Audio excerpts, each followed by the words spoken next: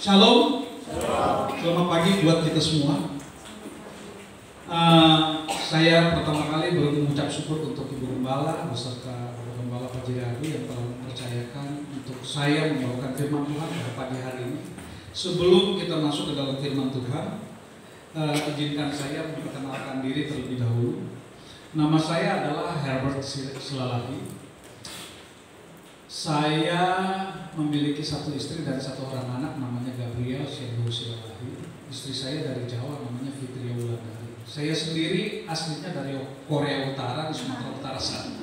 Maaf, saya Silalahi. Profesi saya sehari-hari adalah sebagai seorang dokter, Bapak Ibu Saudara.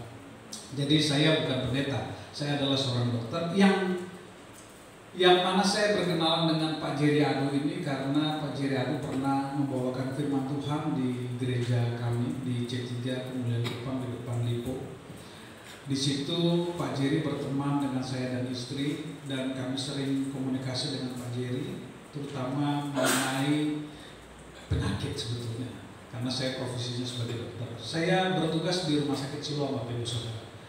Saya sehari-hari bekerja sebagai dokter spesialis bedah dan pada pagi hari saya kaget karena Ibu Gembala menyatakan ada salah satu jemaat yang saya tangani dan dari luar daerah, dari Alon. Jadi begitu saya lihat, oh iya betul. Jadi saya percaya di dalam hidup kita ini tidak ada hal yang terjadi secara kebetulan. Betul Bapak Ibu Saudara sekalian, tidak ada hal yang terjadi secara kebetulan. Dan Pak Jerry sebetulnya sudah meminta saya untuk membawakan firman dari 2 minggu yang lalu, tapi karena banyak sekali benturan-benturan kegiatan saya, sehingga saya baru bisa diberikan kesempatan, dikasih Tuhan waktunya untuk bertemu Bapak Ibu sekalian di tempat ini. Kurang lebih perkenalan saya seperti itu ya Bapak Ibu Saudara ya. Firman yang saya bawakan pada pagi hari ini mengenai syarat memperoleh mukjizat. Kadang-kadang kita selalu berpikir ya, kenapa ya kok tetangga sebelah dapat mukjizat saya enggak ya? Kok orang di pintu depan sana kok dikasih mukjizat kok saya enggak ya? Apa ya? Kenapa ya kok Tuhan enggak adil ya? Kok Tuhan enggak dengerin isi hati saya ya? Kenapa ya kok Tuhan tidak pernah menjawab doa saya ya? Kita mungkin sering bertanya-tanya atau kita sering berpikir, apa sih ya salahnya kita ya? Apa sih ya? Kenapa ya kok saya nggak pernah? Saya pernah mengalami itu Bapak Ibu Saudara. Saya pernah dalam posisi bertanya dan berdebat, kenapa saya nggak dikasih mukjizat? Mungkin pengalaman iman yang saya alami kita semua pernah alami. Kalau kita lihat orang, kok dia dapat mukjizat ya saya enggak ya? Pasti tentu kita berpikir, apakah Tuhan tidak sayang saya? Apakah saya bukan anak Tuhan? Apakah saya tidak dapat rumah di surga kan? Bapak Ibu sekalian, firman yang saya akan bawakan pada pagi hari ini adalah bagaimana sih sebenarnya kita bisa dapat hak kita sebagai anak Tuhan untuk memperoleh mukjizat. Karena Tuhan berfirman, setelah Yesus naik ke surga, Roh Kudus dicurahkan untuk kita. Pada saat Roh Kudus ada dalam hidup kita, apa yang dikerjakan Tuhan Yesus menjadi hak kita. Sehingga kita boleh membangkitkan orang dari mati, menyembuhkan orang yang sakit. Itu hak kita diberikan kepada kita oleh Bapa di surga. Sebelum kita sampai ke pembacaan mengenai mukjizat, sebetulnya apa sih mukjizat? Sorry, ini maju mundurnya mana? Iya mana ya?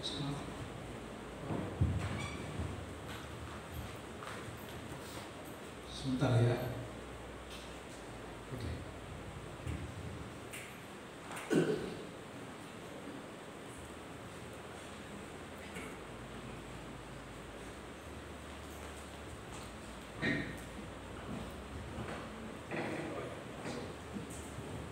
Baik. Saya tampilkan gambaran ilustrasi buat kita pagi hari ini. Ini kejadian di Kapernaum.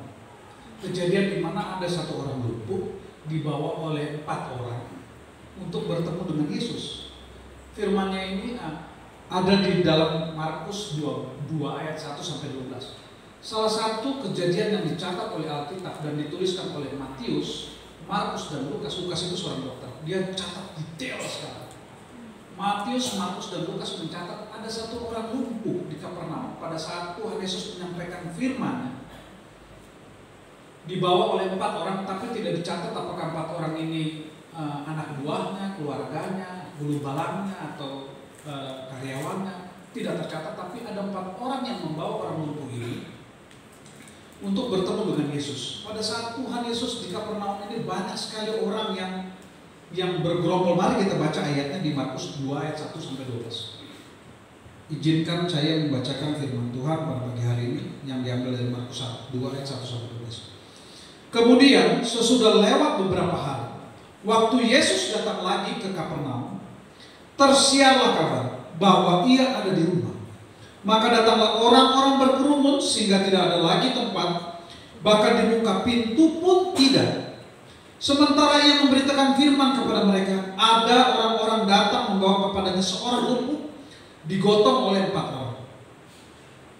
Tetapi mereka tidak dapat membawanya kepadanya karena orang banyak tersebut. Lalu mereka membuka atap yang di atasnya. Sesudah terbuka mereka menurunkan tilam tempat orang lumpuh itu terbaring. Ketika Yesus melihat iman mereka, berkatalah ia kepada orang lumpuh itu, "Hai anakku, dosamu sudah diampuni." Tetapi di situ ada juga duduk beberapa ahli Taurat. Mereka berpikir dalam hatinya, mengapa orang ini berkata begitu? Ia menghujat Allah. Siapa yang dapat mengampuni dosa selain daripada Allah sendiri? Tetapi Yesus segera mengetahui dalam hatinya bahwa mereka berpikir demikian. Lalu ia berkata kepada mereka, "Mengapa kamu berpikir begitu dalam hatimu? Maka lebih mudah mengatakan kepada orang lumpuh ini, manakah lebih mudah mengatakan kepada orang lumpuh ini, dosamu sudah diampuni, atau mengatakan bangunlah, angkatlah tilammu dan berjalan?" Satu kali lagi ya. Manakah lebih mudah mengatakan kepada orang lumpuh ini, dosamu telah diampuni, atau mengatakan bangunlah, angkatlah tilammu dan berjalan? Tetapi supaya kamu tahu bahwa di dunia ini Anak Manusia berkuasa mengampuni dosa, berkatalah ia kepada orang lumpuh itu, "Kepadamu kukatakan, bangunlah, angkatlah tempat tidurmu dan pulanglah ke rumah." Dan orang itu pun bangun, segera mengangkat tempat tidurnya dan pergi keluar di hadapan orang-orang itu. Sehingga mereka semua takjub lalu memuliakan Allah.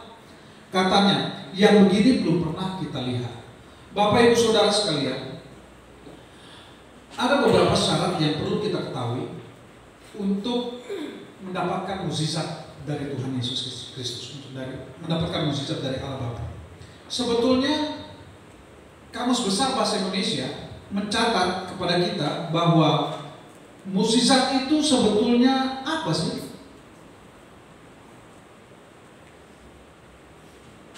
Nah, Bapak Ibu mudah-mudahan terlihat ya. Arti mukjizat berdasarkan KBBI adalah kejadian atau peristiwa ajaib yang sukar dijangkau oleh kemampuan akal manusia, termasuk dokter. Sekali lagi saya bacakan. Arti dari mukjizat adalah kejadian atau peristiwa ajaib yang sukar dijangkau oleh kemampuan akal manusia. Jadi kalau ada orang yang berkata, "Saya boleh bernafas," karena mukjizat kurang tepat. Karena bernafas itu fisiologisnya dapat dijangkau oleh manusia. Bernafas, kita boleh berjalan, boleh makan, itu semua adalah kasih karunia atau anugerah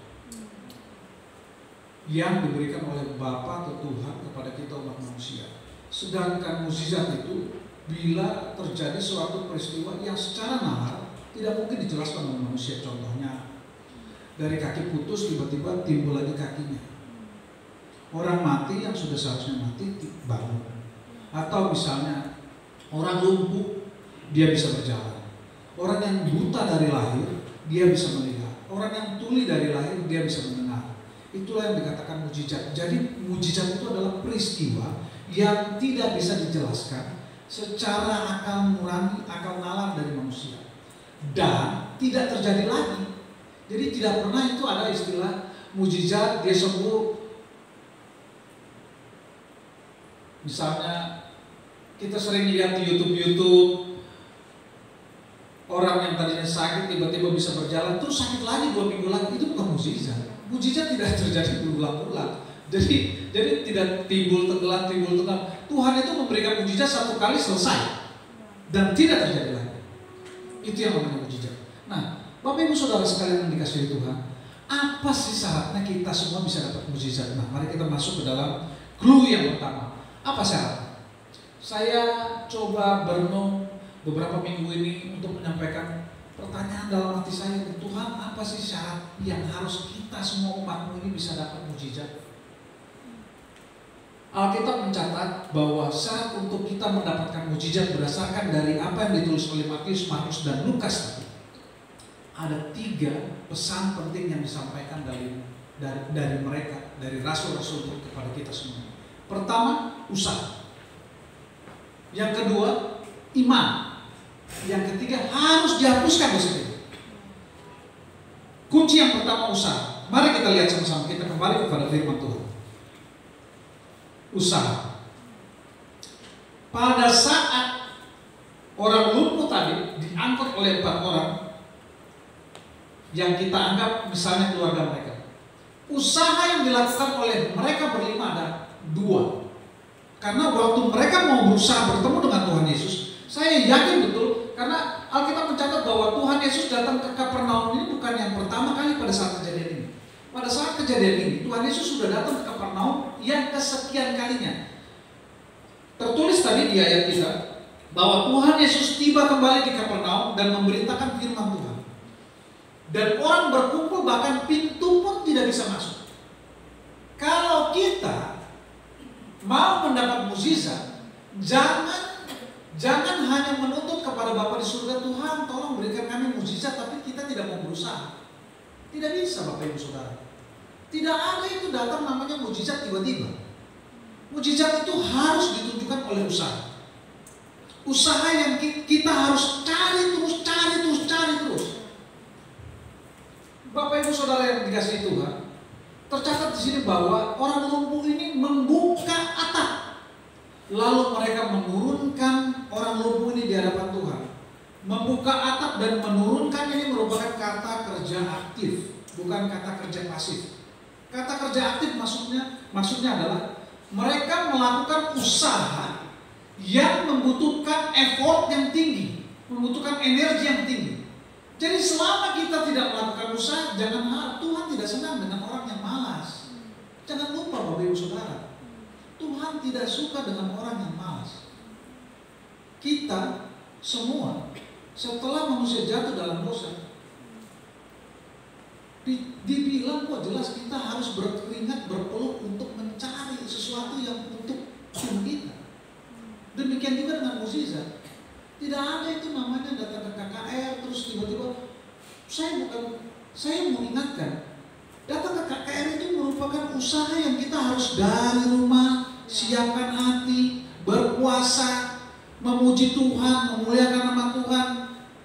Kalau hanya datang karena ajakan teman-teman tiba-tiba, Bapak Ibu Saudara, ternyata untuk memperoleh mukjizat itu tidak gampang, tidak mudah. Tuhan lihat usaha kita, Tuhan lihat hati kita, Tuhan lihat niat kita. Harus sepenuh hati kita berusaha untuk mencari, mengejar, sehingga kita bisa memperoleh apa yang kita inginkan, mukjizat yang kita harapkan dari Tuhan. Saya sebagai dokter, Bapak Ibu Saudara, saya ingin memberikan kesaksian sedikit. Tahun 2015, saya pernah mengalami suatu peristiwa yang besar, badai yang besar dalam hidup saya. Sebagai seorang ahli muda, saya harus mengalami musibah, mengalami masa di mana saya mengalami penyumbatan pada jantung saya. Dan saya harus menerima kenyataan bahwa saya harus di bypass. Saat itu saya berpikir runtuh sudah, habis sudah, selesai sudah. Terkadang apa yang kita inginkan, kenapa Tuhan kok izinkan? Saya tumbuh besar sebagai seorang anak pendeta ya Bapak. Bapak saya dulu almarhum pendeta di gereja HKBP karena kami dari Sumatera Utara. Tapi pertumbuhan iman saya, keseringan keakraban saya dengan orang tua kami tidak menjamin 100% bahwa saya siap dengan apa yang Tuhan rencanakan dalam hidup saya. Tidak ada orang yang bersuka cita, bergembira pada saat mengalami musibah ataupun badai. Tidak ada. Semua kita pernah merasakan badai Seroja kemarin. Badai Seroja ini masih badai ece-ece ini. Badai Seroja datang saja saat rumah kita sakit kepala. Waktu itu saya menangis, Bapak Ibu sekalian. Saya menangis sejadi-jadinya. Kenapa saya menangis? Karena saya tahu apa yang akan saya alami. Saya seorang ahli bedah. Saya tahu apa risiko yang bisa terjadi. Apa kejadian-kejadian yang setelah saya mengalami operasi, saya tahu apa yang bisa dan yang tidak bisa saya kerjakan. Oleh sebab itu air mata saya tidak bisa saya bendung, Bapak Ibu Saudara. Saya bahkan sempat malam itu bernegosiasi dengan Tuhan, tawar-menawar. Tuhan, kalau Tuhan izinkan saya tidak operasi besok, saya siap Tuhan, saya siap untuk. Tapi setelah saya merenungkan, saya menyesal. Kenapa saya kekanak-kanakan di hadapan Tuhan? Kenapa respon saya seperti anak kecil yang merengek, tidak mau terima? Anak kecil kalau minta gula-gula, minta permen, minta kue yang seenaknya saja, kadang-kadang kita tidak sayang, tapi kita sebagai orang tua harus berhikmat. Jangan terlalu sering, jangan dibiarkan, jangan dimanjakan, karena nanti giginya sakit, perutnya sakit, mencret-mencret. Nah, Tuhan tahu apa yang boleh dan tidak boleh Dia hadapi dalam kehidupan kita. Dan satu hal Bapak Ibu Saudara yang saya memberikan kesaksian pada pagi hari, Tuhan tidak pernah mengizinkan kejadian atau musim badai dalam kehidupan kita tanpa penyertaan dari Bapa di surga. Tuhan izinkan karena Tuhan tahu. Satu yang Tuhan tahu, Dia tahu kita mampu melewati musim. Dia tahu anaknya mampu melewati musim. Dan yang kedua, Tuhan tidak pernah melepaskan tangannya memegang tangan kita. Apapun musim kehidupan kita. Saya mau kita ibadah kali ini kita pulang, kita membawa keyakinan, kita membawa kemenangan, kita membawa sukacita yang besar.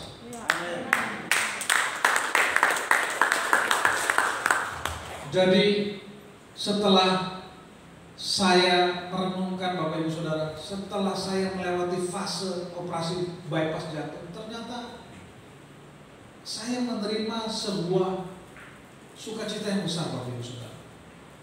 Seandainya kata Tuhan tidak sayang saya, tidak mau melindungi saya, mungkin saya sudah habis atau meninggal pada saat saya kecapean, pada saat saya kerja, pada saat saya sedang aktivitas.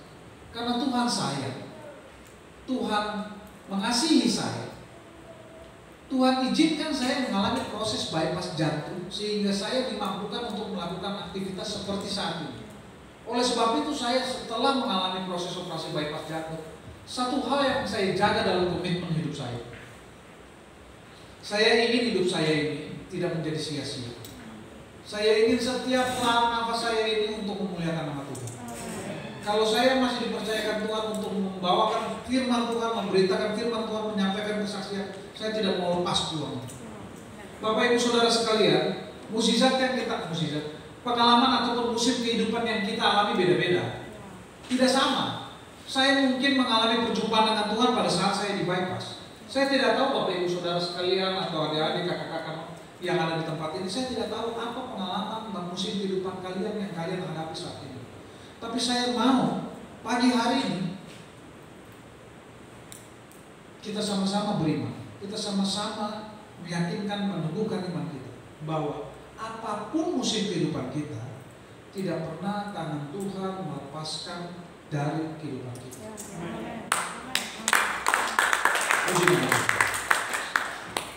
Oleh sebab itu Bapak Ibu yang dikasihi Tuhan, syarat yang perlu kita lakukan adalah melakukan usaha yang terbaik yang kita mampu untuk kita berikan kepada Tuhan. Saya mencoba menampilkan bahwa usaha seperti yang dilakukan oleh Zakius, kepala pemungut cukai yang berusaha mengejar Tuhan Yesus.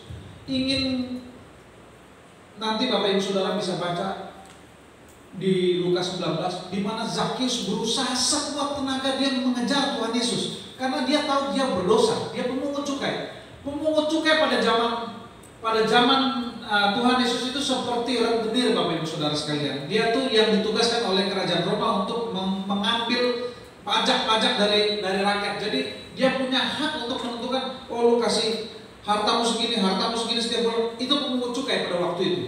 Jadi Zakius tahu, dia sudah pernah dengar firman Tuhan bahwa Tuhan Yesus mau lewat di kotanya mereka. Sehingga Zakius ini selalu menyiapkan waktu mengejar Tuhan Yesus. Tapi Zakius itu orangnya pendek, kerdil, sehingga dia selalu kalah dibandingkan orang-orang di sekitarnya. Nanti Bapak Ibu baca di Lukas 19, Zakius sudah kejar, dia tidak bisa melalui Tuhan Yesus karena dia tertutup. Dia putar, dia lari, berusaha sekuat tenaga melewati kerumunan orang, dan dia naik ke atas pohon.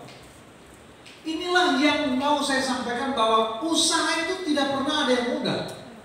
Usaha itu membutuhkan kerja keras, keringat, dan kemauan yang tinggi. Seperti Zakius ini, dia naik ke atas. Setelah dia naik ke atas, dia berteriak Tuhan Yesus. Lalu Tuhan Yesus melihat, kemudian Tuhan Yesus mengatakan, Zakius, turunlah, dan saya akan datang ke rumahmu untuk makan malam di tempatmu.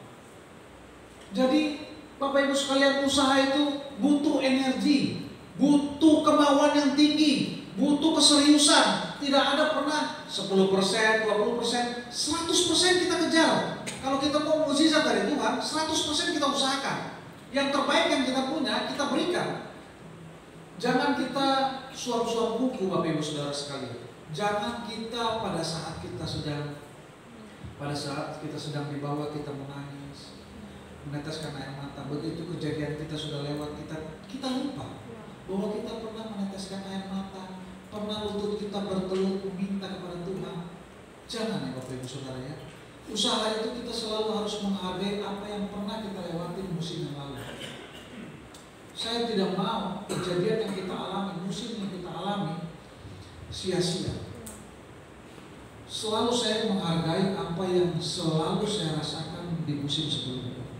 Bapak Ibu Saudara sekalian, seperti yang tadi saya utarakan, saya tidak tahu musim kehidupan kita beda-beda. Tapi satu hal yang saya mau kita merenungkan, bahwa setiap kita mampu melewati musim yang kita hadapi sebelumnya, kita usahakan hati kita berubah. Kita usahakan respon kita terhadap firman Tuhan berubah. Selama kesempatan masih diberikan dalam hidup kita, jaga. Saya sering, Bapak Ibu sekalian, ketemu pasien di ICU. Bahkan baru-baru ini saya menangis menangani pasien saya, usus buntunya bocor, pasiennya meninggal tidak sesuai dengan harapan, keluarga menangis. Tuhan, kenapa ya kesempatan tidak Engkau berikan untuk pasien saya? Kenapa ya keluarga mereka kehilangan sebegitu besarnya? Oleh sebab itu Tuhan, oleh sebab itu Bapak Ibu Saudara sekalian, hargai apa yang masih Tuhan percayakan dalam hidup kita. Oksigen ini sepertinya kita selama masih sehat begini kok kesannya kita nggak menghargai oksigen yang kita rasakan. Saya karena di rumah sakit saya tahu oksigen itu mahal. Apalagi waktu masa-masa COVID kemarin nih, aduh, ini siksa sebenarnya. Karena saya dokter, saya pakein. Kalau saya nggak dokter, saya masukin sebenarnya. Karena penat, nggak enak. Bayangkan Bapak, baru oksigen ini,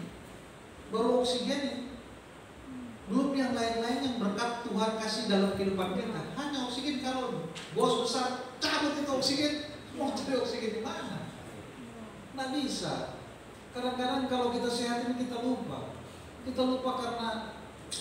karena kenikmatan duniawi yang ditawarkan begitu indah, hanya semu di mata saja. Padahal kita lupa setelah kita berhenti bernafas, setelah jantung kita berhenti berdebu, kemana kita? Dan jangan pernah lupa Bapak Ibu Saudara sekalian, kesempatan itu tidak datang pulang-pulang. Tidak datang pulang.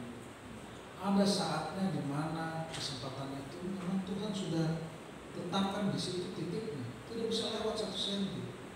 Orang terkaya sekalipun, bupati, saya tahu bupati yang kena COVID, jangan bupati lah, jangan bupati. Saya tahu ada orang yang dia punya harta tidak ada serinya, Bapak Ibu Saudara sekalian. Tidak ada serinya nominalnya. Tidak bisa beli nafasnya itu 5 menit ke depan, tidak bisa. Tidak bisa. Dia bisa beli ventilator, dia bisa siapkan dokter, dia bisa siapkan rumah sakit. Tidak bisa. Kalau memang waktunya habis, coba bayangkan pada saat setelah kita tutup mata, jantung kita berhenti, tidak ada kata maaf.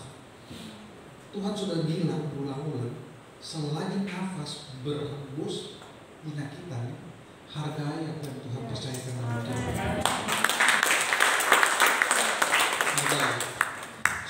Saya senang Ibu Gembala di tempat ini banyak anak muda. Saya senang perintisan generasi kita baik. Saya mau sampaikan buat semua anak muda di tempat ini, zaman sekarang itu zaman yang penuh tantangan. 1, penyakit macam-macamnya banyak. Yang kedua, pergaulan yang lebih mengerikan. Bapak Ibu Saudara sekalian, di kita belum terasa. Di Eropa sana, yang namanya LGBT hari-hari di mana-mana. Kalau kita tegur, kita yang dianggap tidak normal. Aneh kan? Orang yang Tuhan ciptakan Adam dan Hawa. Tidak ada di situ Adam dan Susi atau siapa, tidak ada. Hanya Adam dan Hawa. Tidak ada di tengah-tengah. Tapi sekarang dunia, kalau kita lihat, baca berita-berita di mana-mana, ada yang namanya LGBTQ, lesbi, bisex, transgender, bahkan yang lebih kusut lagi, Q tambahan. Jadi sehingga kalau kita larang mereka, kita tegur mereka yang tidak normal kita, mungkin sekarang kita bisa tertawa ya, tapi kita tidak tahu 5 tahun ke depan, 10 tahun ke depan, mungkin sudah sampai Kupang itu kelakuan-kelakuan yang kayak begitu. Saya minta anak-anak muda di sini jadi guru-guru dari surga. Tegur, jauhkan. Jangan pernah sungkan bilang tidak untuk pergaulan seperti itu. Jangan karena merasa nanti tidak enak, jangan, tegur. Karena kalau kita sudah diberikan hikmat, diberikan pengetahuan dari surga, hal seperti itu tidak benar, tempatnya kita untuk menegur. Kalau tidak mau menegur, jauhkan. Jangan biarkan sedetik pun pergaulan kita rusak hanya karena mereka. Saya tahu sekali di Kupang sini sudah ada perkumpulan-perkumpulan yang seperti ini, Bapak Ibu Saudara sekalian, LGBT. Dan saya harap tidak ada satupun dari antara kita semua yang memberikan kesempatan, memberikan waktu untuk peluang mereka mendekat kepada kita. Tegur. Karena kesempatan yang diberikan Tuhan kepada kita adalah katakan benar kalau benar, katakan salah kalau salah. Kalau mereka mendekat kepada kita, kita tegur. Tidak mau ditegur, jangan dekat, jangan kasih peluang. Karena pergaulan seperti itu merusak generasi kita. Oleh sebab itu saya sangat bersukacita pada saat puji-pujian dipanjatkan. Saya bangga Ibu dengan anak-anak muda yang begitu suaranya menggelegar, begitu sangat diurapi. Semoga pertumbuhan iman Kristen untuk anak-anak muda di tempat ini betul-betul semakin bertumbuh, semakin bertumbuh. Oke, yang kedua kita masuk ke syarat untuk mendapat mukjizat yang kedua. Syarat untuk mendapatkan mukjizat yang kedua adalah iman, Bapak Ibu Saudara sekalian. Saya mengambil beberapa contoh bagaimana iman yang dimaksud oleh Tuhan kita agar kita bisa memperoleh mukjizat. Seperti contoh yang diperoleh oleh wanita yang mengalami pendarahan selama 12 tahun, tercatat oleh Matius di dalam Matius 9 ayat 12. Tetapi Yesus berpaling dan memandang dia serta berkata, teguhkanlah hatimu, hai anakku, imanmu telah menyelamatkan engkau. Maka sejak saat itu sembuhlah perempuan itu. Saya kembali lagi, saya selalu kutip yang dari dokter nih, karena saya dokter, Bapak Ibu Saudara sekalian. Saya tidak habis pikir ya. 12 tahun pendarahan, Bapak Ibu Saudara sekalian, yang ibu-ibu di sini pasti tahu. Kalau datang bulan paling 3 hari, 4 hari, selesai. Itu pun hanya 3 hari, 4 hari, badan rasa tidak enak, emosi tinggi, hormon. Cuman bilang, Ma bikin kopi, mata semprotot.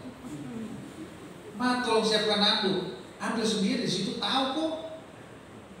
Dalam hati, ya mungkin lagi datang bulan baru 3 hari. Coba Bapak Ibu bayangkan pendarahan 12 tahun. Secara medis itu darah yang keluar itu nggak lemas kan, nggak mati kan dia. Zaman dulu kita nggak tahu dia ditransfusi setiap hari kan, ini perempuan ini selama 12 tahun. Saya nggak habis pikir Bapak Ibu Saudara sekalian. Tapi karena saya baca di Matius 9 ini di ayat sebelumnya, wanita ini tahu Tuhan Yesus ini lewat. Dia sudah siapkan hati, saya harus kejar, saya harus ketemu. Kalau perlu hanya jubahnya aja saya pegang deh. Dan dia mampu merang, itulah namanya usaha. Itulah usaha, dia kejar. Begitu dia pegang jubahnya, dia beriman. Saya sembuh. Dan pada saat wanita itu menjamah jubah Tuhan Yesus merasa ada roh yang lepas dari tubuhnya ke wanita ini. Lalu dia berbalik, dia tanya kepada wanita, siapa yang jamah? Lalu dia lihat wanita ini, dia katakan, teguhkanlah hatimu, hai anakku, imanmu telah menyelamatkan engkau.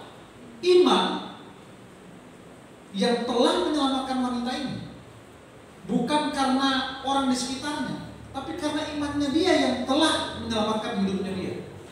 Oleh sebab itu, kita harus berusaha menjaga iman kita tetap fokus kepada firman Tuhan. Bagaimana sih caranya kita menjaga iman?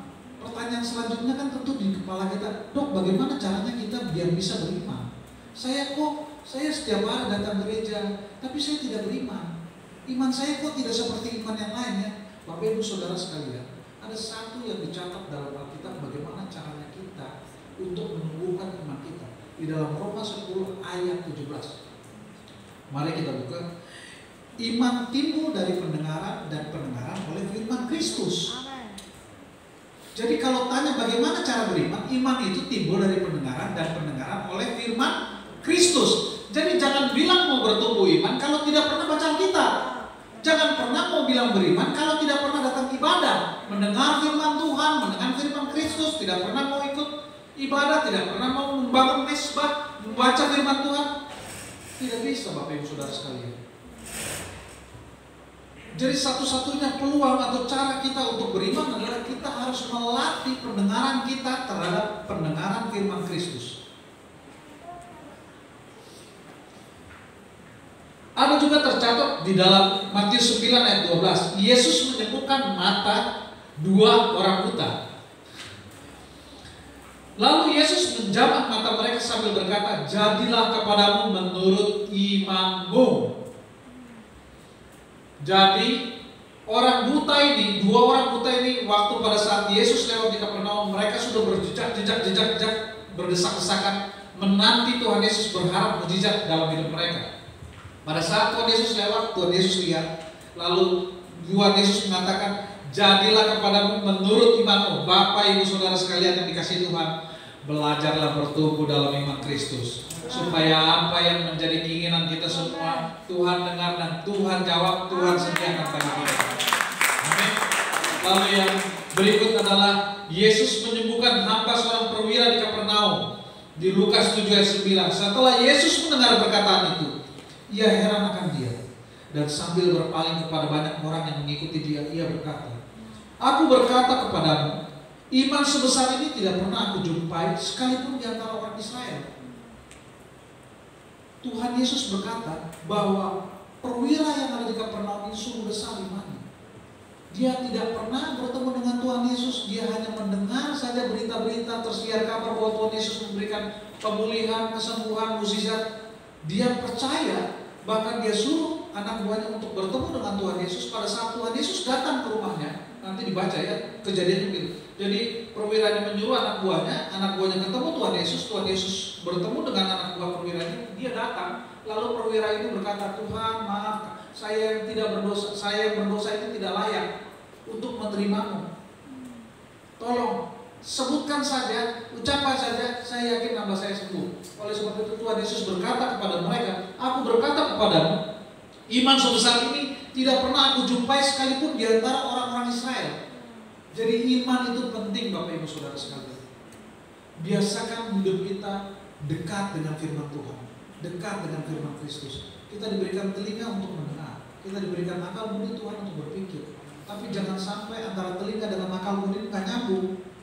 Dengar-dengar tapi tidak pernah dipikirkan, tidak pernah dilakukan. Harus berhikmat. Dengar firman Tuhan. Kami berusaha setiap hari untuk membangun kesepakatan, tidak gampang dan tidak mudah Bapak Ibu Saudara sekalian. Kita tahu pada saat kita berusaha untuk mendekatkan diri kita kepada Tuhan, jangan pernah lupa Bapak Ibu Saudara sekalian. Pada saat setiap anak manusia berusaha mendekat kepada kerajaan surga, 1001 cara iblis untuk berusaha menjauhkan kita. 1001 cara. Iblis tidak pernah senang ada satu umat manusia yang diselamatkan. Tapi jangan pernah lupa, satu manusia diselamatkan berlaksa-laksa malaikat-malaikat yang diselamatkan. Tidak ada usaha yang mudah Bapak Ibu Saudara sekalian. Tidak ada usaha yang mudah. Oleh sebab itu bangun mesbah. Biasakan buka hati kita, terima Roh Kudus, masuk Roh Kudus ke dalam hati kami, masuk Roh Kudus. Jadikan hati kami jadi tanah yang empuk, agar Roh Kudus menguasai hati kita, membuka mata iman kita, membuka pikiran kita untuk taat setia melakukan firman Tuhan dalam kehidupan kita. Dan kunci terakhir untuk menerima mukjizat, pada saat Tuhan Yesus melihat iman mereka, yang pertama kali dikatakan Tuhan Yesus bukan bangkit berjalan, bukan. Dosamu diampuni. Dosamu diampuni. Jadi menerima mukjizat tidak mungkin bisa kita terima, kita dapatkan kalau kita penuh dengan dosa. Tidak mungkin Bapak Ibu Saudara. Lalu pertanyaannya kepada dokter, tidak, kalau begitu kita manusia kan manusia berdosa, tidak mungkin kita bisa menerima mukjizat. Berarti kita tidak akan dapat mukjizat. Jangan salah Bapak Ibu Saudara sekalian. Satu hal yang kita lupakan, Tuhan Yesus mati naik ke atas kayu salib itu tujuannya cuma satu, menghapus dosa kita. Penebusan itu harus dengan darah, dan darah anak manusia darah anak Allah yang kudus itu telah menghapus semua dosa kita. Benar kita sudah dihapus, benar kita berbuat dosa lagi. Tapi Tuhan mengatakan kita harus berulang-ulang minta maaf, minta ampun.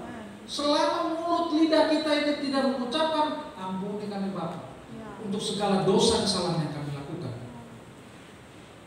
Jangan pernah harap mukjizat mau turun, jangan pernah mau berharap mukjizat mau dapat hak kita. Jangan. Oleh sebab itu Bapak Ibu Saudara yang dikasihi Tuhan, minta ampun senantiasa dalam hidup kita. Pada saat kita bangun tidur, kita ingat Bapak, seperti Ayub Bapak Ibu Saudara sekalian. Ayub bahkan untuk pekerjaannya sekalipun dia minta ampun. Dia siapkan persembahan khusus untuk segala kesalahan yang mungkin saja tidak disengaja, tidak dirasakan, tidak dianggap telah menyakiti hati Bapa di surga. Kadang-kadang Bapak Ibu Saudara sekalian, pada saat kita di mall jalan nih, ada orang lewat begitu, gaya-gaya, baju mesti begini. Simple, tidak diucapkan, tapi menumpuk dosa. Wih, lo enak nih, penghasilan besar begini. Dibiasakan kita untuk menjaga mata, pikiran, hati, telinga kita semua ya, Bapak Ibu Saudara sekalian ya. Jangan melakukan dosa yang menurut saya pribadi tidak penting. Tidak penting dalam hidup kita. Fokus untuk firman Tuhan, fokus untuk menjaga hati kita supaya Tuhan sayang kita. Supaya Tuhan lihat hati kita. Begitu Tuhan sayang kita, hati ini plong, rasanya lega, rasanya. Bapak Ibu yang dikasihi Tuhan, saya sering sekali dalam ruangan operasi itu saya selalu membiasakan hidup, dan ini saya lakukan setelah saya mengalami proses badai yang sangat berat. Saya setiap dulu waktu saya sebelum operasi, satu hari itu bisa operasi kadang-kadang 10, 12 karena capek lupa berdoa kadang-kadang. Tapi setelah Tuhan ubahkan hidup saya melalui proses bypass itu, saya tidak pernah megang pisau mulai saya tadi tanpa mulut ini minta kepada Tuhan. Tidak pernah. Karena ternyata kesombongan saya selama ini Tuhan tegur. Cara tegur Tuhan itu sakit, Bapak Ibu Saudara sekalian. Jangan sampai Tuhan tegur dengan cara yang sakit, cara yang menyakitkan itu, meneteskan air mata. Jangan sampai. 1001 macam cara Tuhan menyelamatkan manusia. Kita umat manusia Tuhan sayang sekali. Bahkan anaknya yang tunggal dia kasih turun ke bawah, dia korbankan di atas kayu salib untuk kita semua. Jadi kalau kita berpikir Tuhan sayang gak ya sama kita, aduh kembali ke SD, kembali sekolah SD lagi. Kalau tanya Tuhan sayang gak sama saya heran kenapa orang bisa melompat di jembatan di riba, bahkan beberapa minggu lalu hanya gara-gara seorang dokter, Bapak Ibu Saudara. Seorang dokter mau rela membuang badannya itu, saya nggak habis pikir itu anak dokter dari mana ya? Sebab itu anak-anak muda, jaga pergaulan kalian. Jangan percaya omongan kakak nona sangai, nanti beta datang, bet kelar, bet kasih. Jangan percaya. Percaya apa kata firman Tuhan. Saya waktu pertama kali datang ke NTT, Ibu, saya terus terang bersuka cita karena di mana-mana gereja. Sedikit-sedikit belok kiri gereja, pergi tikungan sana gereja. Tapi pernah enggak Bapak Ibu sekalian mencoba mencari data beberapa kali di NTT ini yang maaf ya, hamil di luar pernikahan tuh apapun alasannya, baik itu karena baik itu alasannya karena ada inilah. Tapi menurut saya kita bersedih. Saya harap kita semua yang ada di GSJA ini menjaga iman kita, menjaga hati kita, menjaga anak-anak kita, mengingatkan mereka. Jangan berpikir kalau dosa diampuni itu selesai. Salah. Dosa Tuhan ampuni, iya betul. Tertulis di Alkitab Tuhan ampuni dosa, tapi konsekuensi dari dosa ada. Ada. Tidak bisa. Dosa diampuni betul. Masuk surga masuk pasti. Tapi konsekuensi dari dosa itu ada yang kita harus pikul. Karena kita lakukan dengan akal sehat kita, bukan tanpa akal sehat. Sudah tahu jangan bergaul seperti itu, lakukan. Sudah tahu jangan pergi ke dalam kamar sembunyi-sembunyi lagi perempuan laki-laki, lakukan. Kejadian. Dosa enggak? Dosa. Diampuni enggak? Diampuni. Tapi konsekuensi dari dosa, konsekuensi dari kesalahan kita harus pikul. Tidak boleh tidak. Oleh sebab itu Bapak Ibu Saudara sekalian yang dikasihi Tuhan, penting bagi kita untuk menjaga setiap pikiran kita, kelakuan kita, hati kita, supaya tidak jatuh ke dalam dosa. Kita harus jaga pergaulan kita, jaga orang di sekeliling kita. Jangan biasakan hidup kita dekat dengan orang-orang yang jauh dari Tuhan. Tidak pernah itu, aduh Pak Dokter, saya dengan orang yang tidak seiman nih, nanti saya pengen, aduh Tuhan taruh dalam hati saya supaya ini kakaknya nanti kita tarik masuk ke gereja sama-sama. Bohong. Yang ada lu ditarik ke sana, masuk Jumat, setiap Jumat jadi berubah hari ibadah.